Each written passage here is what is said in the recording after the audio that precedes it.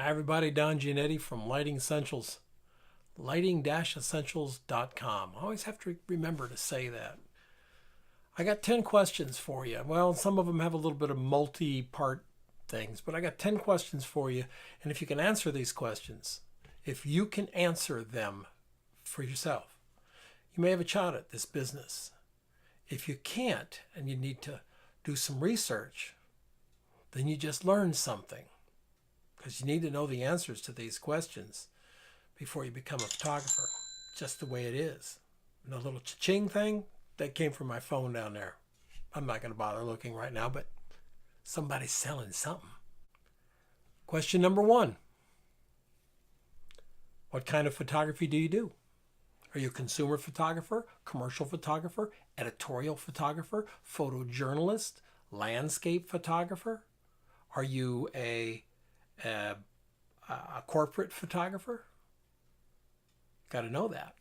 Do you know the difference between a consumer photographer and a commercial photographer? You better. There's a difference. In fact, the two models are so different that it's like soccer and football.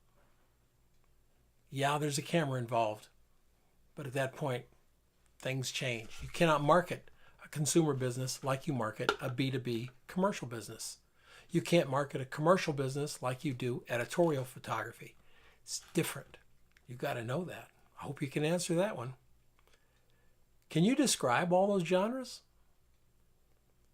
Do you know what a consumer photographer is? Editorial, corporate, commercial, photojournalist? You know what the difference is? Do you know what the different business models are? You know the answer to that, right? Good. Number 2, what types of businesses hire photographers that make the kind of photographs you make in your region, town, county?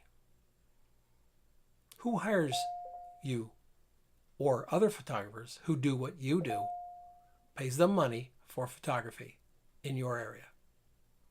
Types of businesses like hoteliers or restaurants or something. Types of business, not specific. Types of business. Can you come up with 10? Can you come up with 15? Because if you can't, it could be a problem. What types of national clients hire photographers to make the kinds of photographs that you prefer to make? Who are they? Pharmaceutical companies? Real estate companies? Product companies? Fashion? Who? Got to be an answer. You got to have it. Is your portfolio a good showcase for those people you just identified in the above questions to let them know that you can do that job? If you're a product photographer, is your book rock solid product photography? If you're a fashion shooter, you got a lot of good fashion stuff in your book? It's got to be an incredible representation. And does it address the company's needs? Companies have different needs. They have branding needs, they have advertising needs, they have marketing needs, they have PR needs. Does it address the types of needs of these different companies and what they want? Does it? Okay. How many graphic design, ad agencies, PR firms, and media content creators, magazines, trade, consumer, etc., are in your immediate area, in your county, in your state? Do you know? You better. How significant is your marketing effort? Are you calling on clients and client leads 20 times a week, 15 times a week, more than 20 times a week, less than 15 times a week? Are you marketing?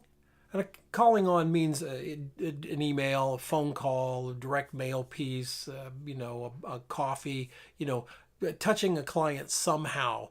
Are you doing this 20 times a week, 15 times a week, 5 times a week, 3 times a month? You'll quickly understand that there's a relationship between how much you do and how much you get. There just is. Who are your main direct competitors in your town? Name them right now. They do what you do. They're a product tabletop photographer and they're in your town. Who are they? Who are their clients? How much money do they charge? How busy are they? How often do they market? Who do they market to? Those are real important questions. You're starting out in this business. They've been doing it for a while. You need to know. Not that you're going to undercut them. Not that you're going to go and do any something under the table. You just need to know what's going on. Who are the top modeling agencies in your town? Do you have a working relationship with them? If there's not a modeling agency in your town, is there one in a town closer? How do the photographers working in your town or your region, how do they get models? I'm really convinced they're probably not using Craigslist or Model Mayhem. They've got to be getting them from somewhere. Do you have a relationship with that modeling agency? You see, making that relationship after you get a job, backwards. Make the relationship now. Find out where are they getting models. Figure out how you can get your models there too. When you need them now. You don't need to go through the vetting process then. Go through the vetting process now. Can you handle an RFP?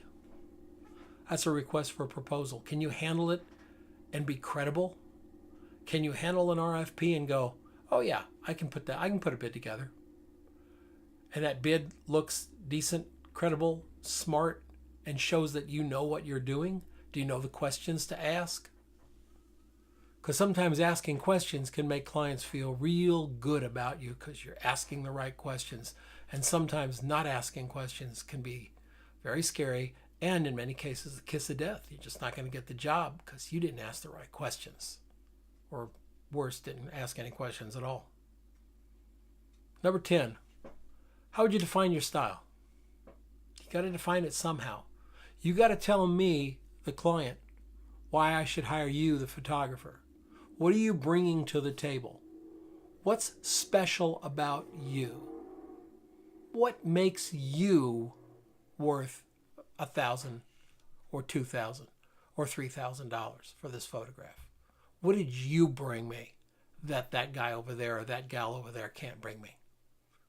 You better be able to explain that because you're going to be asked in many different ways, what do you bring to the table? I got a bonus question for you, number 11. Bonus question is this. How do you calculate the image fee when you're putting together a proposal? How do you figure out how much it's worth? Is it a commodity approach? Well, cost plus markup equals price. If it's commodity, that's just plain silly. Please don't do that. Please don't do that. There's a value attached to these images, a value that's intrinsic in the image and the use of that image by a client to provide higher value for their product or service. You have to maintain a slice of that. That's how it works. That's why we get paid. That's why all these other questions here are really important. What's the value that you bring to the table? How much are you worth? And why are you worth that? Hope you enjoyed these 10 questions. I have a feeling some of you have heartburn. Others of you are going, yeah, nailed it. Good for you. I'm glad you did. Hope you enjoyed it. If you did enjoy it, hit the subscribe button. I think it's over there. And you'll get each one of these. There's like 2 or 3 videos a week, I think, and all with commercial and professional photography at heart. So I enjoy you being here. If you liked it, hit me with a thumbs up. I'll see you next time. Thanks.